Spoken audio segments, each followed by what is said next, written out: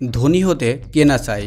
আমার মনে হয় পৃথিবীর সব মানুষই ধনী হতে চায়, কেননা ধনী হওয়ার জন্য কত মানুষই তো বিদেশ বিভুঁইয়ে পাড়ি জমায়। তাদের আশা উন্নত ধনী দেশে যেতে পারলে নিজেরাও ধনী হতে পারবে। এমনই প্রত্যাশা নিয়ে কত মানুষই তো ইউরোপ আমেরিকায় যেতে চায়। কিন্তু আসলে একটি দেশ যে ধনী সেটা আমরা বুঝবো কেমন করে?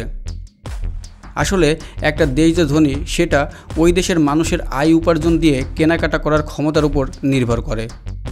তবে একটা দেশের কোনো পণ্যের দাম অন্য একটা দেশের পণ্যের দামের সঙ্গে মিলবে না। এই কারণেই বিভিন্ন দেশের অর্থনীতিকে তুলনার জন্য পিপিপির ভিত্তিতে জিডিপির আকার হিসাব করা হয়। মূলত একটি দেশের জনগণের জীবনযাত্রার মানকে তুলনীয় করার জন্য নমিনাল জিডিপিকে পিপিপি ডলারে জিডিপিতে রূপান্তরিত করা হয়। উদাহরণস্বরূপ ধরা যাক বাংলাদেশে 100 টাকা দিয়ে যেই পণ্য ক্রয় করা যায় সেটা কিনতে যুক্তরাষ্ট্রে ব্যয় হয় $2। এই হিসাবে মার্কিন ডলারের সঙ্গে টাকার বিনিময় মূল্য দাঁড়াবে 50 টাকা, অর্থাৎ পিপিপিতে $1 সমান 50 টাকা। তাহলে এই হিসাবে বিশ্বের সবচাইতে ধনী দেশ কোনটা? চলতি বছরে আন্তর্জাতিক মুদ্রা তহবিলের এপ্রিলের তথ্য নিয়ে গ্লোবাল ফিন্যান্স ম্যাগাজিন সবচাইতে ধনী দেশের তালিকা তৈরি করেছে। সেই তালিকায় শীর্ষস্থানে রয়েছে লাক্সেমবার্গ। লাক্সেমবার্গ ইউরোপ মহাদেশের একটি ক্ষুদ্র আয়তন রাষ্ট্র। রাজধানীর নামও লাক্সেমবার্গ সিটি। এই দেশটি বেনেলুক্স এবং ইউরোপীয় ইউনিয়নের অন্তর্ভুক্ত। এটি শেনজেন চুক্তি স্বাক্ষরকারী একটি দেশ। ফলে শেনজেন ভিসা নিয়ে এই দেশে প্রবেশ করা যায়। এর জনসংখ্যা 4.5 লাখেরও কম। ধনী দেশ হিসেবে গত বছর এই দেশটির অবস্থান ছিল তৃতীয়। এবার দেশটির অবস্থান শীর্ষে। পিপিপিতে জিডিপিতে মাথাপিছু আয়ও গত বছরের তুলনায় বেড়েছে। এই বছরে এই আয় হলো $1,18,000। গত বছর যা ছিল $1,12,000। লাক্সেমবার্গ হলো ইউরোপের আরেক ট্যাক্স হ্যাভেন বা কর স্বর্গ। 2015 সালে প্রথম দেশটির মাথাপিছু আয় $1,00,000 অতিক্রম করে। এরপর আর তাদের পেছনে ফিরতে হয়নি। যদিও বৈশ্বিক আর্থিক সংকট এবং ইইউ ও ওইসিডি থেকে ব্যাংকিং গোপনীয়তার হ্রাসের চাপ এসেছিল, তবে তা অর্থনীতিতে খুব কম প্রভাব ফেলেছিল। অবশ্য করোনার প্রাদুর্ভাবের কারণে অনেক ব্যবসা বন্ধ হয়েছিল, অনেক মানুষ কাজ হারিয়েছেন, তবে এরপরও মানুষের আয় খুব একটা কমেনি।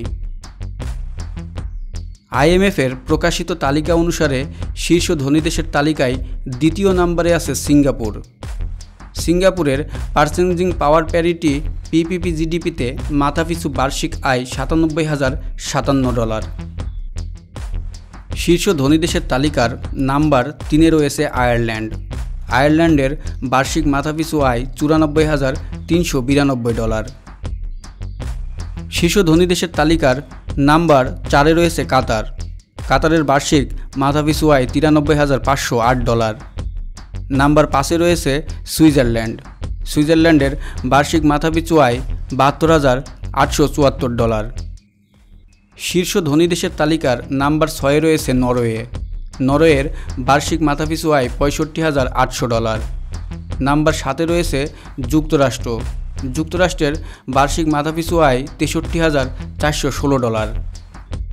শীর্ষ ধনী দেশের তালিকার নাম্বার 8-এ রয়েছে ব্রুনেই দারুসসালাম। ব্রুনেই দারুসসালামের মাথাপিছু বার্ষিক আয় $62,371।